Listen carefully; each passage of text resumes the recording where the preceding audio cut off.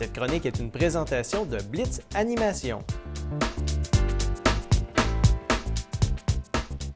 Alors bonjour tout le monde, mon nom est René Vachon et je suis animateur d'événements et spécialisé dans le domaine du mariage.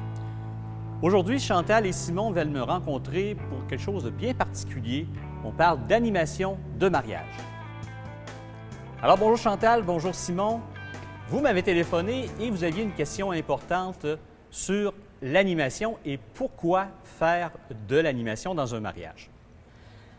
À l'intérieur de certaines capsules, nous avons donné des trucs pour améliorer l'ambiance de votre réception. Le choix de votre salle de réception, l'aménagement de votre salle de réception et la manière de placer vos invités aux tables lors du souper. Ces trois premiers points sont la responsabilité des organisateurs, la responsabilité de vous deux. Alors, c'est très important à considérer. Il est entendu que si vous négligez de porter une attention sur ces points, il sera beaucoup plus difficile de créer une ambiance intéressante. L'ambiance de votre soirée repose en grande partie sur l'animation. Une difficulté s'ajoute naturellement lors d'un événement comme un mariage. Alors, l'animation que vous allez choisir doit répondre à vos besoins et également aux besoins de vos invités. Le premier obstacle qu'une réception de mariage réunit habituellement, ce sont les groupes d'âge, donc des gens de tout âge. Deux familles qui ne sont jamais vues, qui ne se connaissent pas, qui sont très différents l'un de l'autre. Et généralement, vous avez des collègues de travail, des amis, des cousins, cousines, des oncles, des tantes et nécessairement des grands-parents. Vous êtes les seules personnes qui peuvent vraiment connaître ce que pourra créer une ambiance où tous vos invités pourront dire « J'ai passé une belle soirée ». Alors, la difficulté pour l'organisateur est de trouver l'animation qui pourra répondre à cette question.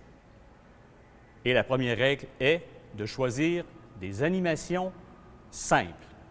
Alors, à ce moment, quoi faire? Je vous propose de vous référer à la capsule sur le protocole lors d'une réception de mariage.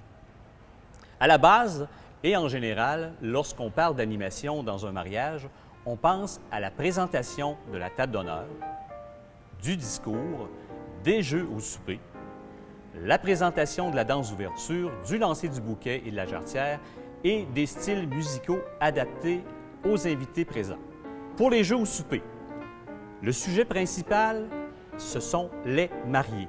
Alors, du choix de l'animation, il est important de ne pas prioriser des groupes d'âge en particulier. Alors, favorisez la participation du plus grand nombre de personnes. Choisir des jeux qui impliquent la participation des invités sans qu'il y ait des conséquences.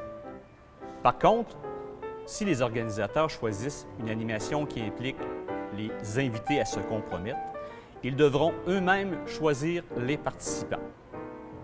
S'il y a des prix, un petit cadeau que vous voulez donner, Chantal et Simon, il n'y a pas de problème, mais vous devez naturellement déterminer les personnes qui devront être choisies et qui seront les gagnants de ce jeu. Et prévoir également du temps pour les proches des mariés qui habituellement préparent certaines interventions lors du repas ou de la soirée. Alors, quel est le meilleur moment pour faire de l'animation? Alors, le meilleur moment pour faire de l'animation, c'est pendant le repas. Les raisons sont fort simples. Au cours du repas, les invités sont beaucoup plus attentifs et réceptifs. C'est le moment de créer des liens entre les invités pour les amener à une ambiance plus grande vers la soirée dansante. Si vos invités se sont amusés pendant le repas, ils continueront à le faire pendant le reste de la soirée et garderont un bon souvenir de votre mariage. Quelles sont les animations à éviter? Alors, les jeux individuels, évitez les jeux vulgaires, les jeux trop physiques et évitez également les jeux qui pourraient ridiculiser vos invités. Alors, ces différents types d'animations ne donneront pas nécessairement le goût à la majorité de vos invités à participer et ne seront pas adaptés à ce genre d'événement.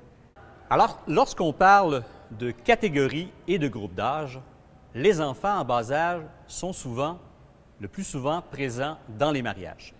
il sera plus difficile pour les organisateurs de les intégrer dans l'animation. Alors, ce que je vous recommande est de prévoir une salle et un espace aménagé pour eux. À l'intérieur de cette salle, qu'est-ce qu'on lui retrouve?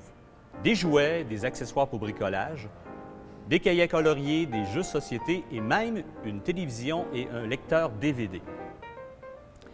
Aménager l'espace avec des matelas, des couvertures, des coussins pour les tout petits. Cet espace devra être naturellement contrôlé et surveillé tout au long de l'événement par une personne responsable. Il est bien entendu qu'une structure gonflable, un atelier avec un magicien, un clown et même du maquillage sauront leur plaire.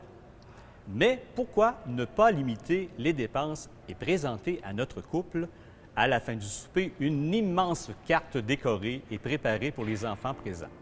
Ce serait une belle façon de les impliquer, eux aussi, à l'intérieur de l'animation de cette réception. Si vous avez un musicien présent, pourquoi ne pas leur faire chanter une chanson de groupe dédiée à notre couple? Pour le souper, prévoir un menu adapté aux enfants, et il est préférable de les faire manger en premier à une table en retrait des autres invités, et par la suite, ils pourront profiter de leur activité dans l'espace aménagé pour eux. Alors maintenant, parlons de l'animation complémentaire. Alors Chantal, Simon, il vous reste du budget, je vous propose quelques petits exemples pour faire de l'animation complémentaire. Premier, donc remettez à vos invités des feux de Bengale lors de l'accueil du couple à l'intérieur de la salle de réception. Côté budget, cela reste très abordable. Bien important de vérifier avec votre salle de réception si c'est possible de le faire. Deuxième chose que je vous propose, demandez à votre vidéaste de filmer les invités pendant le cocktail en leur posant quelques questions sur le couple. Ce petit vidéo pourra être présenté lors du repas et deviendra un magnifique souvenir pour le couple.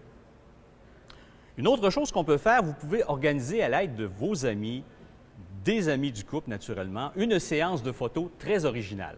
Donc, à l'intérieur de la salle de réception, proposez une animation qui incite vos invités à se regrouper et à immortaliser des moments uniques.